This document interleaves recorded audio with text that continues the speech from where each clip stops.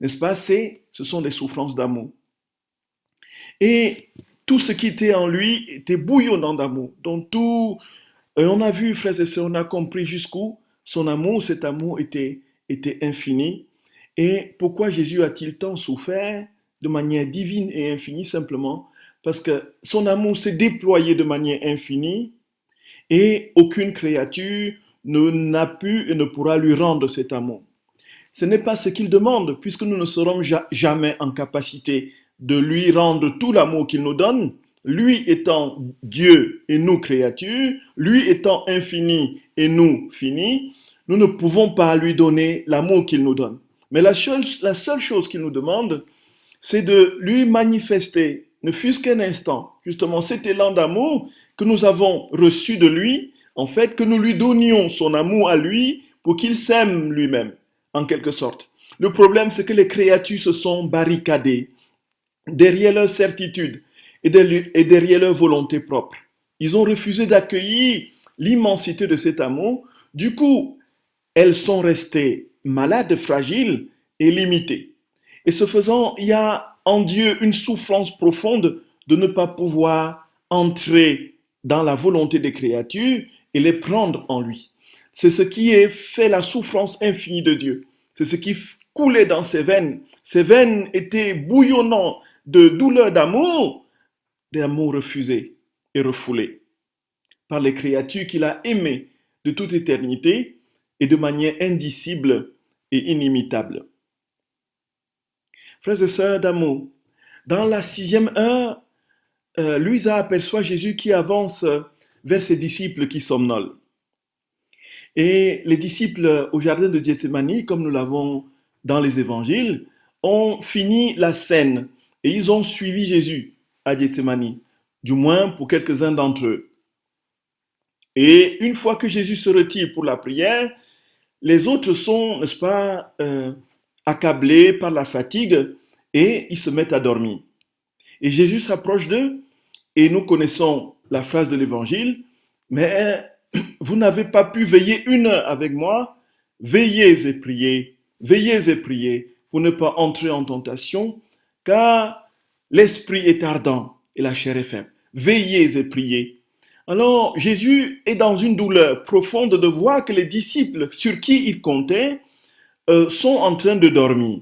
Alors que lui, il a devant lui ce que nous allons décrire tout à l'heure, la vision du drame de l'histoire humaine qu'il est amené à porter dans quelques heures dans sa douloureuse passion. Et par là, frères et sœurs bien-aimés, la somnolence des disciples était certes légitime, nous pouvons le justifier, par le fait qu'ils étaient fatigués. Mais nous pouvons aussi comprendre qu'ils ont été prostrés par la fatigue simplement parce qu'ils n'ont pas eu la vigilance de garder une certaine sobriété pendant le repas pascal. C'est possible aussi, ce sont des hypothèses. Mais toujours est-il qu'en ce moment, si Jésus leur dit « Pourquoi dormez-vous ?» cela veut dire qu'ils étaient capables de ne pas dormir.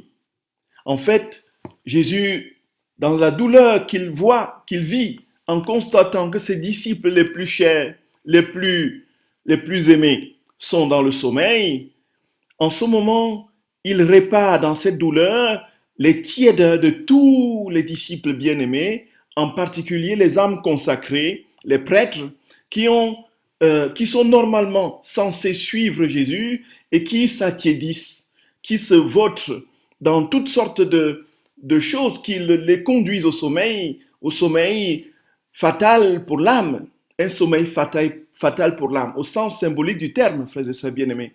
Non pas le sommeil physique qui est indispensable pour la régénérescence du corps humain, mais il s'agit d'un sommeil spirituel dans lequel beaucoup d'entre nous, comme moi aussi, nous sommes comme prêtres vautrés avec tout ce que ça comporte comme tiédeur, manque de foi, manque d'amour brûlant pour le Seigneur quand nous montons justement pour la célébration de la Sainte Messe par exemple. Et Jésus en ce moment, dans cette douleur-là particulière, répare pour tous les prêtres justement qui travaillent à ne pas être brûlants, qui font tout pour ne pas être brûlants, simplement par pour raison de compromission ou autre, frères et sœurs bien-aimés. Et c'est pour nous l'occasion, chers sœurs et frères, nous allons en parler encore une fois, de porter dans vos prières, vraiment frères et sœurs, de porter dans vos prières les prêtres. Les prêtres, les âmes consacrées ont besoin de la prière fervente et ardente des fidèles. Ce n'est pas évident. Je peux vous le dire, ce n'est pas évident. Il faudrait, surtout dans un contexte comme celui-ci, où plus personne ne croit, il faudrait vraiment une grâce surnaturelle pour continuer à croire que nous avons été choisis pour quelque chose. Et que la mission de notre Seigneur, en se dessinant devant nous, nous donne de comprendre que quel que soit ce que nous avons à traverser, les mers et les océans de découragement, que nous sortirons victorieux et que nous serons un jour de l'autre rive, de l'autre côté de la rive de la victoire du Seigneur, sur tous les moments de mort ou de découragement. Frères et sœurs, je nous en supplie humblement. Ensuite, frères et sœurs, Luisa voit Jésus qui rentre maintenant dans la vision du projet que Dieu a sur lui. Qu'est-ce que Dieu a sur lui comme projet? Nous le savons depuis les origines. L'incarnation a pour but de ramener la créature au but, au rang et à la place pour laquelle il a été créé. Et ça, c'est une vérité que nous comprenons encore mieux par Luisa Piccarreta. Mais ici, frères et sœurs, Jésus voit le drame de toute l'histoire humaine.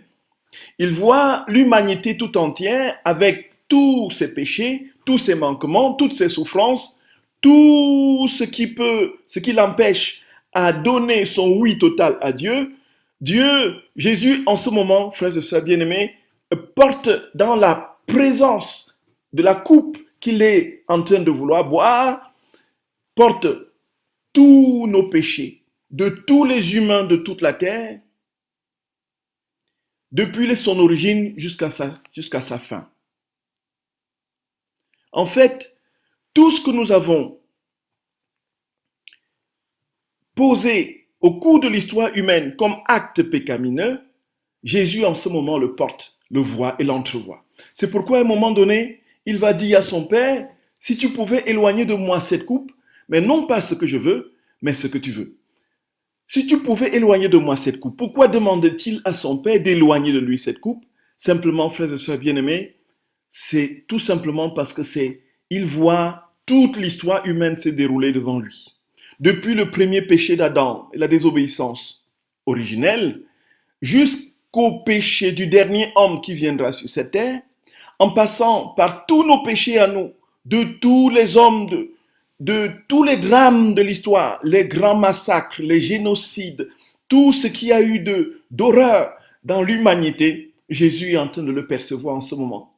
Et c'est pourquoi il entre dans une sorte de tremblement intérieur et demande à son Père d'éloigner de lui cette coupe. Et il s'ensuit, frères et sœurs, que Jésus était seul effectivement capable de sauver le monde, puisqu'il était Dieu.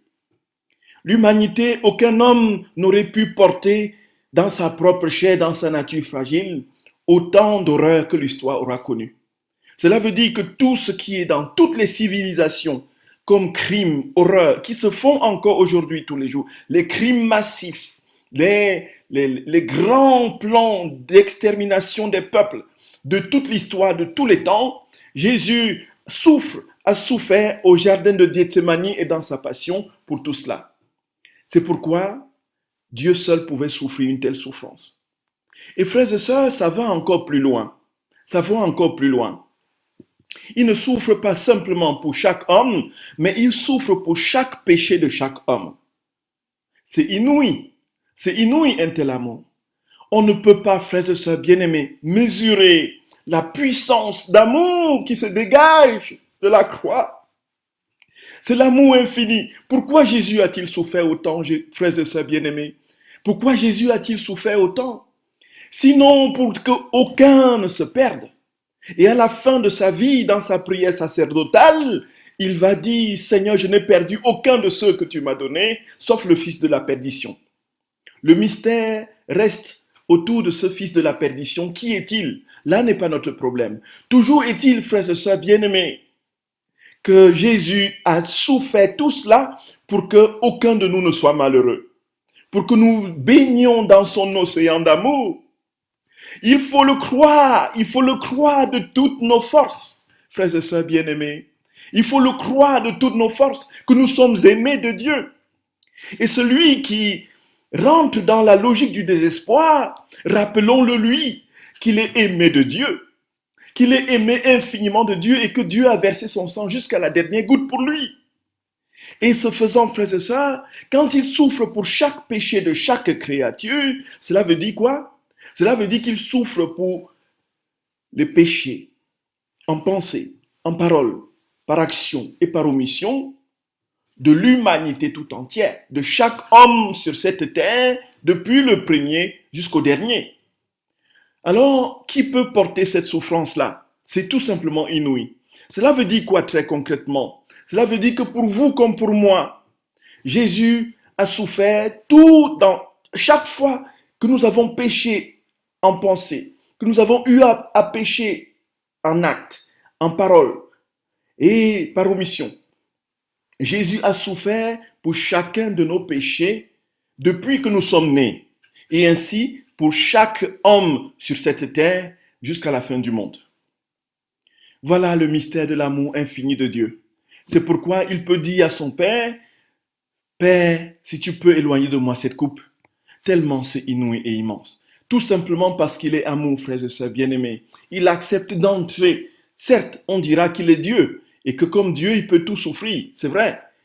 Mais pourquoi souffre-t-il? Il ne souffre pas de manière orgueilleuse en disant « Oh, toi, moi j'ai souffert pour toi, hein. Et toi, hey, regarde, moi je suis Dieu, de toutes les façons, la souffrance ne m'atteint pas, et toi, tu es sauvé grâce à moi. » Parce que non, non, non, non. Ce n'est pas notre Jésus. Ce n'est pas notre Jésus, frères et sœurs bien-aimés. Ce n'est pas notre Jésus. Jésus entre vraiment dans notre condition. Cela veut dire qu'il épouse notre souffrance. Il épouse notre tristesse. Ma chère sœur, mon cher frère, quand tu es triste, Jésus est là avec toi. Il est triste avec toi. C'est cela. Quand tu souffres, Jésus entre dans ta souffrance. Il souffre avec toi. Il ne te laisse pas seul. Tu n'es pas seul. Tu n'es pas seul. S'il te plaît, ne te décourage pas. Ne te décourage pas. Ne te décourage pas, mon frère, ma sœur. Je t'en supplie, ne te décourage pas. Il est là. Il est là. Il est là. Il est là. Il est là. Il est là. Il est là. Voyez? Et alors, qu'est-ce qui se passe dans sa tête douloureuse? Dans sa tête douloureuse, frères et sœurs bien-aimés, il concentre, il souffre pour toutes les mauvaises pensées. Pour toutes les mauvaises pensées. C'est ce que lui a voir. Et qu'est-ce qui se passe dans ses yeux? Il souffre pour tous les regards méchants des créatures qui lui font couler des larmes de sang. Et en cela, frères et sœurs, il ne nous reste plus qu'une seule chose. Aider le Seigneur, ou plutôt consoler son cœur en entrant dans les dispositions de cœur et d'amour qu'il a forgées de toute éternité pour que nous y demeurions. Sa vie divine, sa vie divine. Et il ne nous reste plus qu'à disposer devant les yeux du Seigneur, n'est-ce pas? Tout, comme dit Louisa, tous les délices du ciel et de la terre. Donc tout ce qui est mauvais et qui le font souffrir et qu'il voit et qu'il font souffrir. Alors, offrons-lui, montrons-lui la beauté du ciel en essayant de vivre cette beauté, d'accueillir sa vie en nous pour que cette beauté se reflète au tréfonds de notre âme, de nous-mêmes, pour pouvoir ravir son regard qui est déjà torturé par toutes les méchancetés qu'il observe à la surface de la terre. Frères et sœurs bien-aimés, vous vous rendez bien compte que nous ne sommes pas là dans la nourriture, dans une nourriture, dans l'apéritif. On est déjà là dans le plat de résistance. On est dans le plat de résistance avec la vie dans la divine volonté. On est là pratiquement en train de nous, Jésus est pratiquement là en train de nous dire, mon enfant bien-aimé, je t'ai aimé de tout mon cœur, de toute mon âme, j'ai versé mon sang jusqu'à la dernière goutte pour toi. S'il te plaît, est-ce que tu acceptes que je vienne encore aujourd'hui en toi et avec toi continuer mon œuvre de rédemption de l'humanité. Et comment est-ce que tu vas m'aider puisque tu n'es pas Dieu? Tout simplement t'associer à ma propre vie et pour me laisser vivre tout en toi, pour que ce que j'aurai à vivre, que cela se reflète sur l'ensemble de toutes les créatures, passées, présentes et futures, et que je sois en toi le seul motif, la seule source véritable de ta vie ici-bas. Et que toi, tu ne peux m'aider qu'en me montrant par la beauté de ton âme d'où jaillissent les effluves d'amour de mon propre cœur, puisque j'habite en toi. Redonne-moi cet amour que je t'ai donné, mon enfant. Redonne-moi cet amour. Et alors, en me redonnant cet amour, je trouve une joie profonde, en me rendant compte que je peux me refléter dans une créature et que je peux faire d'une créature un véritable miroir dans lequel je trouve mon propre visage. Il dit, mon enfant, je t'en supplie, laisse-moi entrer en toi. Et offre-moi les beautés, les splendeurs du ciel, reflétées par ton âme, et pour que je sois consolé de cette terrible réalité que je revois dans le monde et que je dois porter bientôt. Dans la chronologie de la Passion, on s'entend, en mourant sur la croix.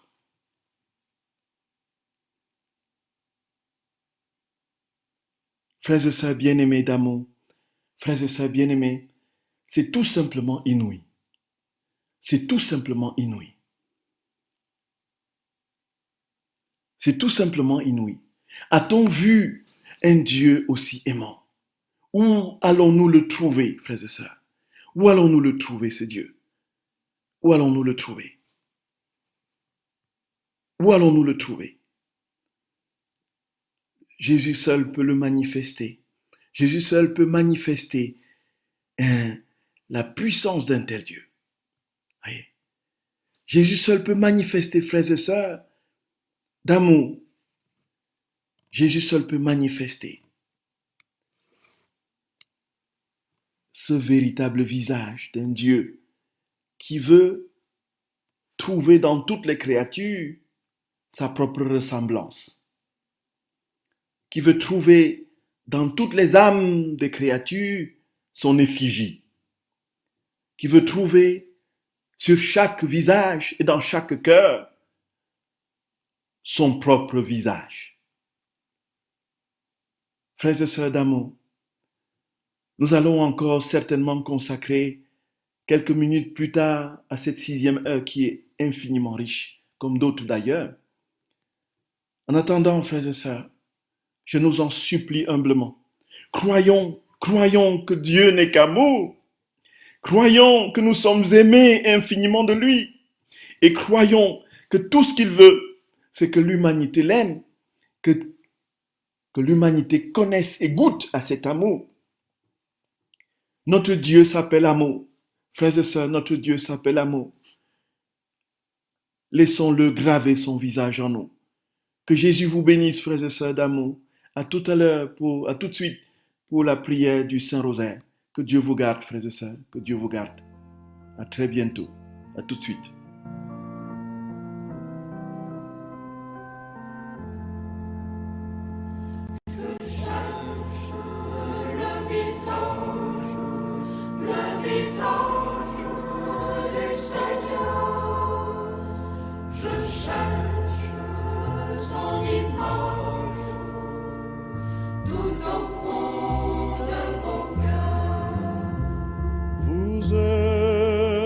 Le corps du Christ, vous êtes le sang de Christ, vous êtes l'amour de Christ, alors